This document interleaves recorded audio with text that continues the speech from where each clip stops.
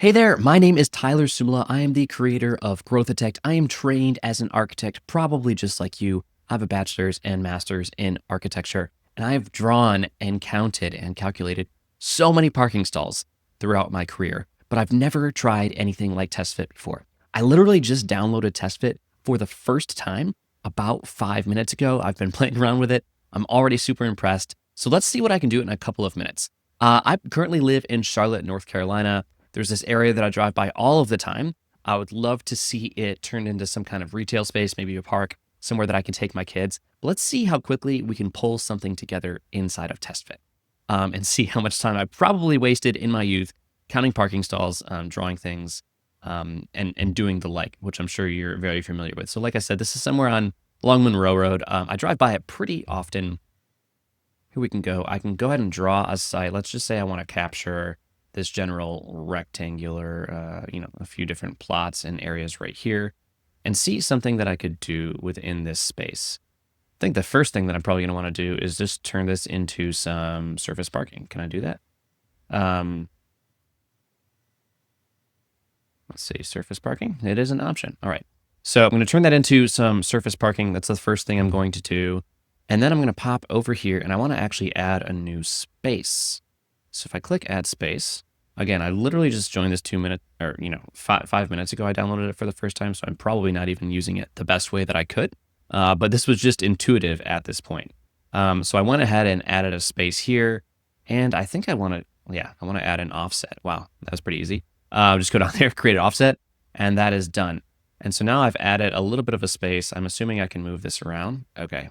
I already have parking stalls, so I already have a space. I don't know how long I've been recording for, maybe a minute. The next thing I'd probably want to add is some kind of parking, not some kind of parking, but a park area. So if I go ahead and duplicate this, grab the new one I just duplicated and move that over. Let's say I want this side of the area to just be a park. Can I do that? We're going to find out. I would love that to be a park. Boom, just like that. Kids are going to love that. So this is an area, honestly, that's pretty close to where I live in Charlotte. And the idea that I could quickly come in here and just pull together an option like this is pretty wild to me. And especially let's just look at the parking. So I can see already that I'm required 254 spaces and I currently have 312.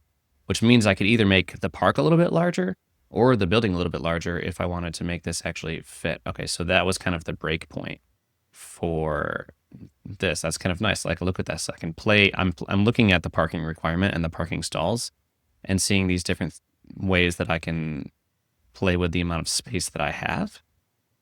So I could even do something like this. I can see that I'm really close. So I would want to make maybe a small adjustment in this instance to the parking stalls themselves. Maybe instead of 9 feet, I can make them 8.5. And then I'm really close to the parking requirement. Again, you can see I'm just one space off. So I'm going to make this a little bit smaller. And now we have something that works.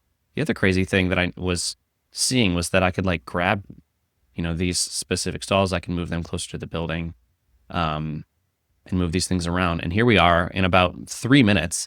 I've been able to pull together an option I would love to see near my house, honestly. It's got a parking space, it's got a park area. It's got some greenery that I could play with my kids.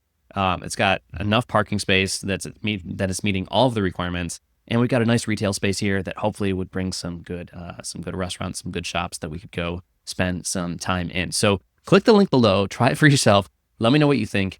But holy smokes, this would save me so much time back in the day. And here's the other crazy thing about it. You know how often these projects change, right? And how often you change different forms and you make some small movements. So before, if I had to move something 10 feet, it would take another few hours probably to go back and redraw and recalculate.